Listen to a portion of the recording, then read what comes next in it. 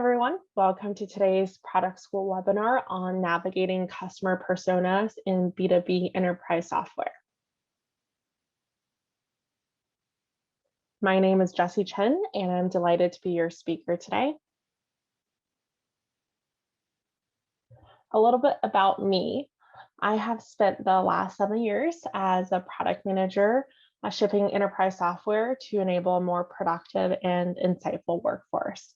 Currently, I am a principal product manager at Zillow Group for our internal tools for people product to enable a better employee experience in a fully distributed remote workforce. In the past, I was a product management lead at Eightfold.ai, and I shipped products in the talent management space utilizing artificial intelligence and machine learning for employee development, engagement, and retention for large enterprises. And prior to that, I was in the HR tech space, working as a product manager at Workday across a variety of products such as Workday Assistant, Productivity Technology, and Workday Compensation. So today I'm here to talk to you about the couple different personas in enterprise software when we're thinking about how to be customer-centric as a product manager, but how to navigate those 3 different types of personas. And the nuances of being customer-centric, as the 3 customer personas may not have the same focus in what they're looking to get out of your software. And another aspect of being customer-centric is how to align with internal stakeholders on the value proposition and your product success metrics. So at a high level, there are 3 different types of customer personas when we are looking at who is our customer when we're talking about creating, selling, and shipping enterprise software. And taking a step back, what we mean by enterprise software is you are creating software that you're selling to hundreds or thousands of other businesses that they're using to improve a particular functional area or to help solve a particular pain point. So in the most basic example, we have finance, we have HR, we have sales. So some of the big names you've seen in enterprise software, such as Workday, Salesforce, even Microsoft, and the productivity suite. There typically is an executive sponsor for that enterprise software that's being bought. So whether that's the head of the line of business, or maybe it's from the office of the CIO. So these type of personas are smaller in number, but they have a lot of decision power, and ultimately they are the one signing off the check to your company that is paying for your software. The second persona we have here is I like to call the gatekeeper.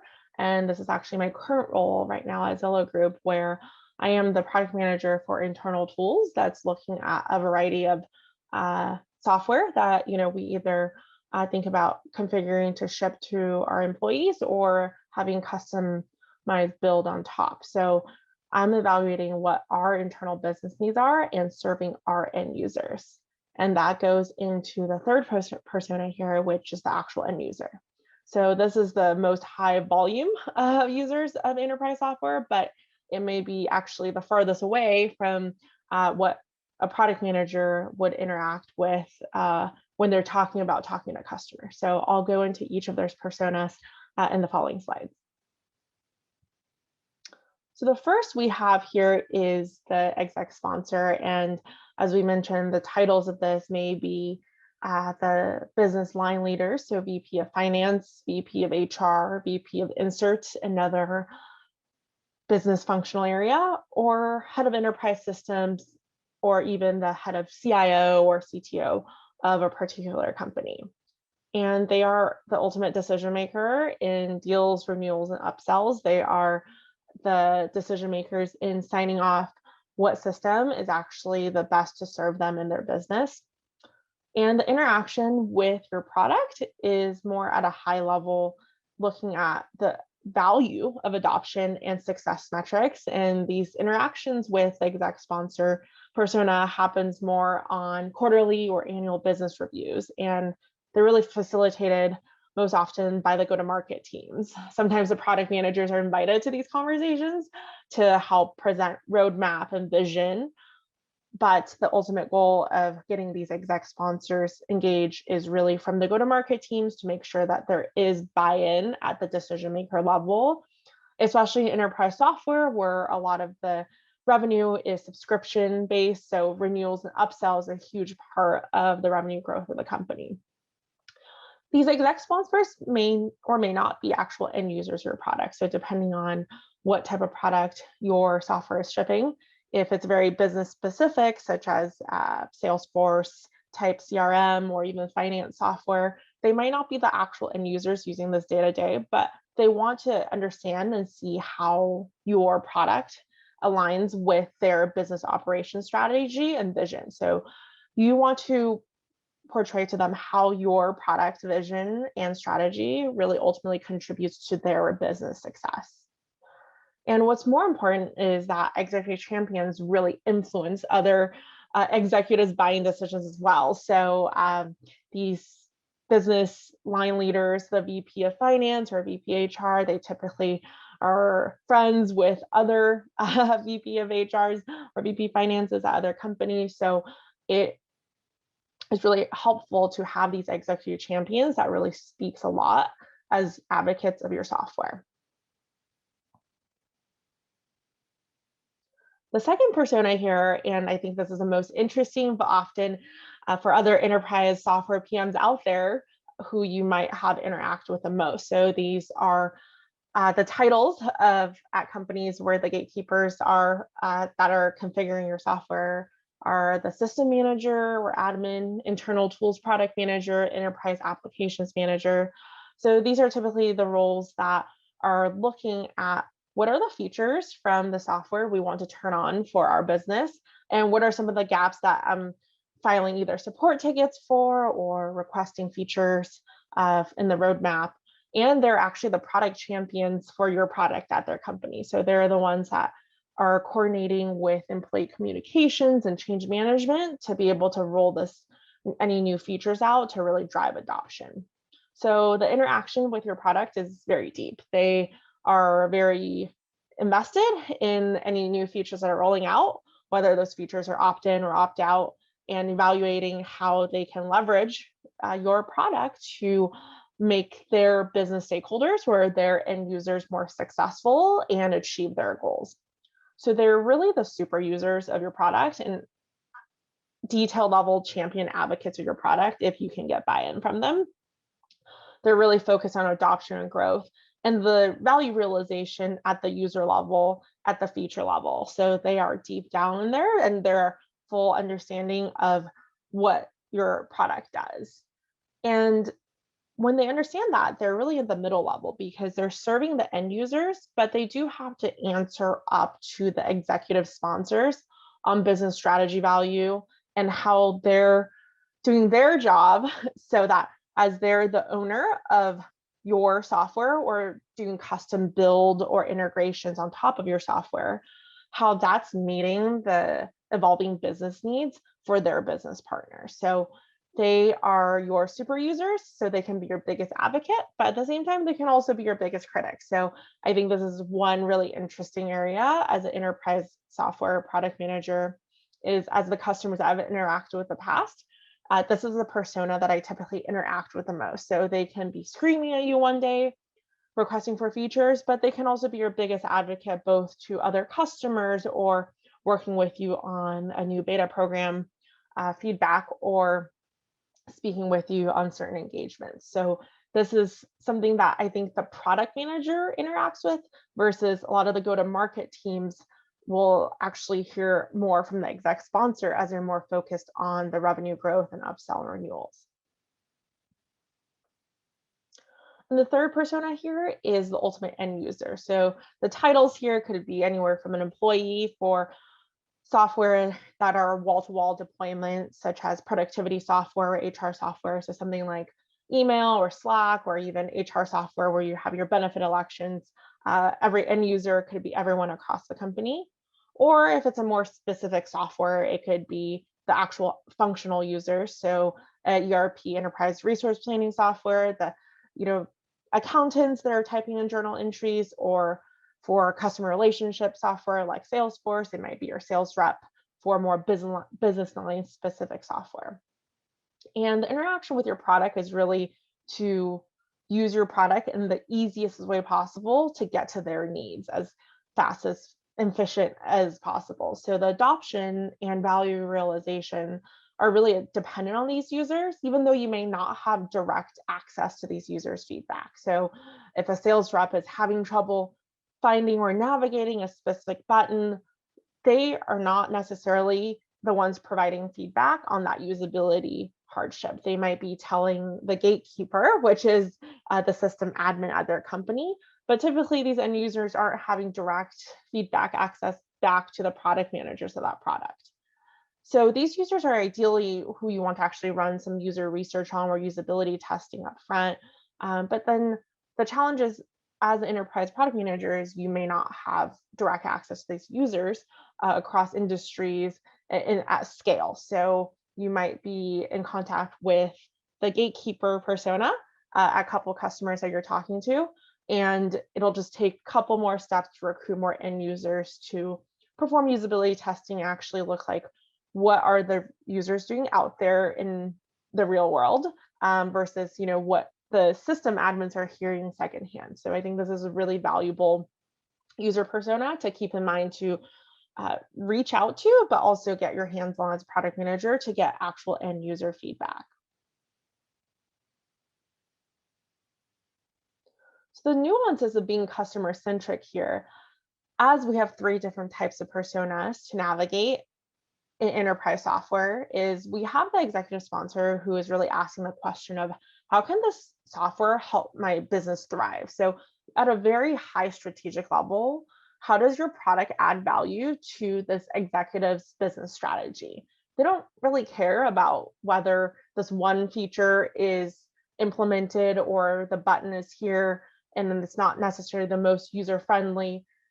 What they care about is really at the high level of what does this product do for my business. So that's typically at the quarterly or annual review where sales teams really bring this up, and product manager gets involved because as business evolve, your product evolves and vice versa. It's a very agile process.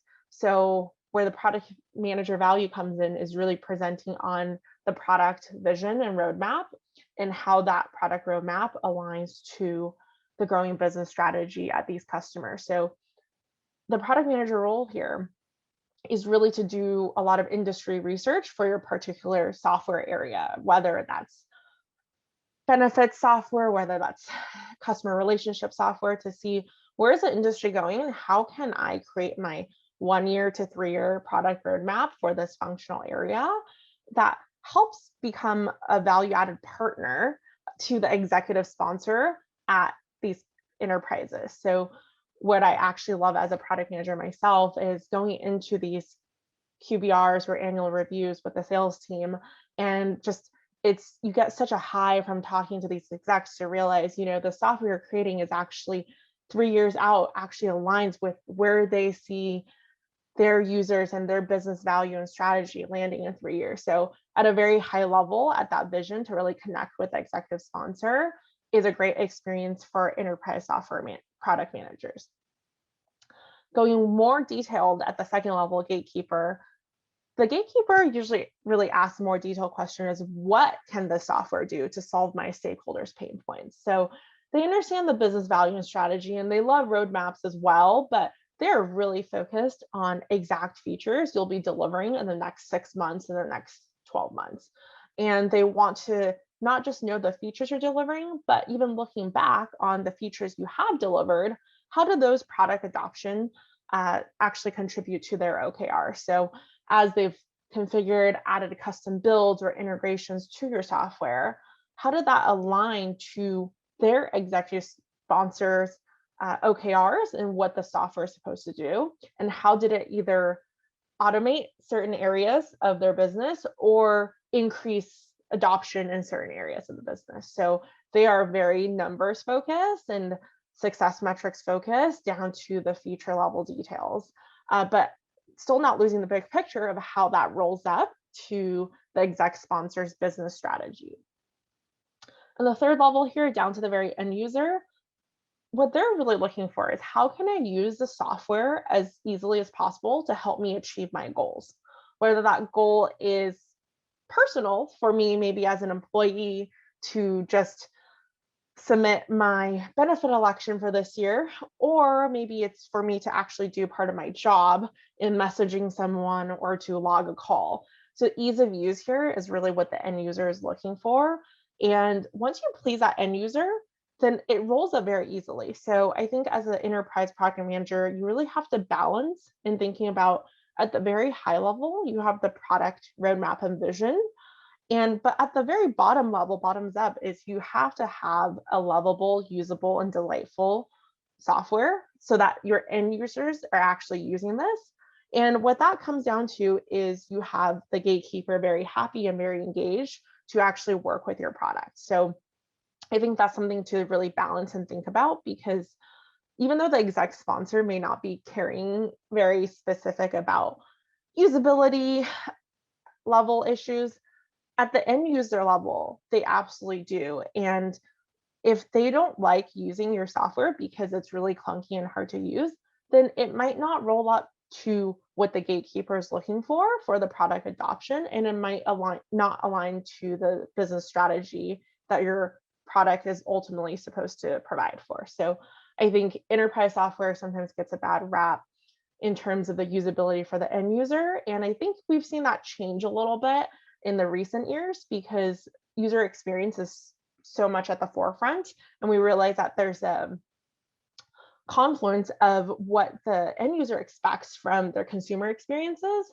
and we have a lot of enterprise softwares really bringing that and meeting that in the middle. So I think, traditionally, as enterprise software has been on-prem and just very hard to deploy new changes, as now a new breed of enterprise software is moving to the cloud and putting more focus on the end user experience. There's been an exciting balance of, we can serve both the end user and the executive sponsor. And ultimately, that makes your gatekeeper, your product manager, internal tools very happy, because it really meets what they're serving, going down to the end users at scale, but also to their superiors and exec sponsors. Now that we've understood more about who to navigate across at the customer, another big pain point for enterprise software PMs is aligning with internal stakeholders on the customer needs. So we often get, as a product manager, we often get tons of requests from various different orgs around, my customer needs this, my customer is angry about this, my customer has these support tickets. So these stakeholders can range from all over. And I think the number one key item to do first is identify who your stakeholders are. So for me, I like to run these customer alignment meetings where you get all the stakeholders in the room, where you would understand, is it sales that's asking this? Is it customer success for renewals that's asking this? Is it marketing that is asking for this? And understand what each stakeholder is coming from, and aligning on these customer activities and feedback, because what could often get lost in these big enterprises as your customers is many different people are actually talking to different contacts. So someone might be talking to sales, someone might be talking to customer success. So it's really understanding what customer activities and feedback and what persona is talking. So after aligning with the stakeholders, then is understanding which personas is requesting features or providing product feedback, and what are some of the activities everyone's participating in, whether that's speaking engagement or beta programs, and what are the diversity of these customer feedback. So we want to avoid the folly of just giving someone who yells the loudest. So understanding a more diversity of feedback based on industry size and geography of where the feedback is coming from, both at the customer persona level for a given customer, but also out of a wide variety of customers, of the different ways that they might be experience a pain point, and just peeling back the layers on those customer asks. And after getting all those customer feedback and aligning the internal stakeholders on what the customer asks have been and where and what personas they're coming from. I think the product vision roadmap is really interesting because every enterprise PM may have this one copy that they customize a little bit for each customer, different presentation. But I do think one other area to think about as we're talking about customer personas is how to communicate that vision depending on each customer persona's needs. So is this a presentation to a user group that are all mostly gatekeepers, or is this a presentation to a customer advisory council, which are a lot of the more the exec sponsors? So I think for me, what's been helpful is really understanding the level of engagement and what is the level of specificity to talk to for that customer persona. So that way you can really tailor the value proposition, both based on that customer's past usage and adoption and journey, and where you think they're going in the future. So in summary here, as an enterprise software product manager, it's really important to be customer centric, but it's even more important to think about when you're saying you're being customer centric, what are all the nuances and personas to balance and think about in your product line area? And what are your customer needs and value proposition for that particular area? So how do you balance the needs and the pain points of the executive sponsor to the gatekeeper of your software down to the end user? And it's not just important to understand those different personas needs and balancing them, but also make sure that you drive internal alignment on those various customer personas and how you deliver that value. So as sales, where customer success is providing feedback and input from different areas, it's really the product manager's jobs to understand, well, who are the customers and what are their needs and what we're serving them for. And I think sometimes this happens at a very high level of who are the customers. It's healthcare customers or it's financial services customers, but peeling back one level is that, are these the needs for at the exec level, or are these the needs at the gatekeeper level? And what we must not forget is that the end user, who are the most high volume user of your software, sometimes don't actually have a direct way of providing feedback to you because they don't know who you are. They most likely don't even know what's the name of the software that they're using.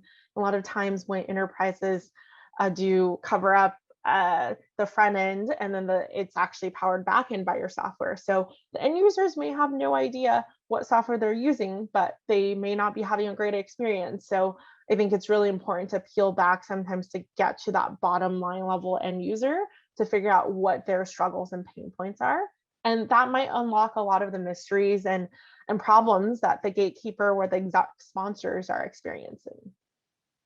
And with that is really just be patient and enjoy the ride, because I think one area I have enjoyed as an enterprise software product manager is really peeling back the layers of what the problem of the customer is experiencing.